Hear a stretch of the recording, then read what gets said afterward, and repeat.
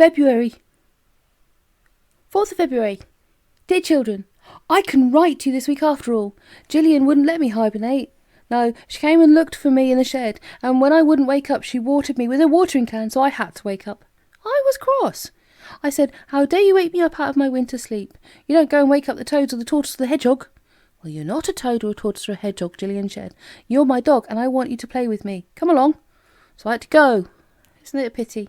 I was just hibernating nicely. Gillian wanted me to play at skipping with her. She has a new skipping rope, but skipping is a difficult thing to do when you have 4 legs and a tail. I can make my legs skip all right, but my tail won't. It keeps getting in the way of the rope. Isn't it a nuisance?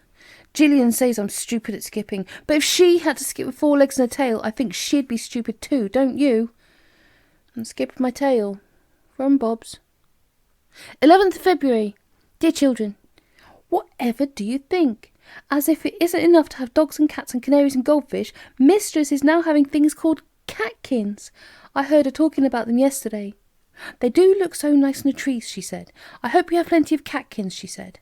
I pricked up my ears and thought to myself, bones and biscuits, if Mistress thinks I'm going to put up with catkins rushing about all over the place now, she is quite mistaken.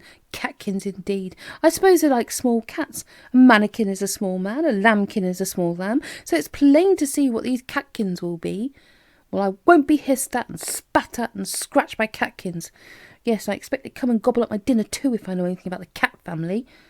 So, boys and girls, I went hunting for those catkins. I barked up every tree. I growled fiercely in every part of the garden. I hunted everywhere for catkins, but they must have been rather scared, for, though I listened really hard, I couldn't hear a single catkin mew.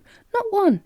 And they all kept up the trees too, for I didn't see a single one running about. So now I'm happy again, for I really do believe I've scared those catkins out of their lives, and either they've run away or they're too frightened to show themselves. Ha! I'm a brave dog, I am. A few trembling catkins from Bob's. 18th of February. Dear children, Imogen sometimes does number puzzles with her mummy, and I listen to them. This is what they are. Mistress says, suppose there are 2 cows walking in a field, Imogen. Can you tell me how many legs you would see moving through the buttercups?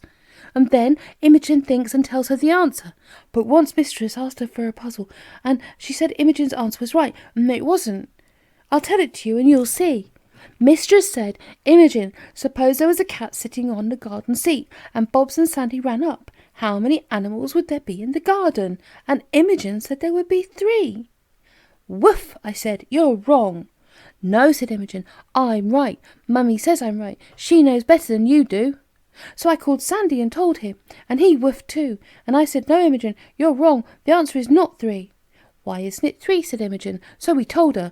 Well, I said, suppose there was a cat sitting on that seat and Sandy and I ran up. There certainly wouldn't be 3 animals in the garden. There would only be 2, because the cat would have a shot over the wall in a trice. Yeah.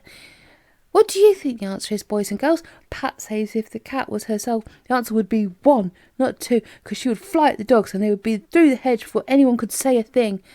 Yeah. 2 dogs and a cat from Bob's. 25th of February.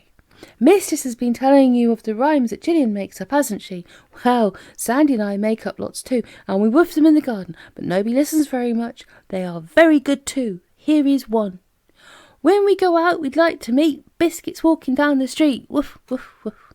Isn't that a sensible one? Here's another. Can you have a wag without a tail? Oh, can you have a wag without a tail? Does anybody know if a wag can grow on a puppy dog that hasn't got a tail? Oh, you think that one's very good.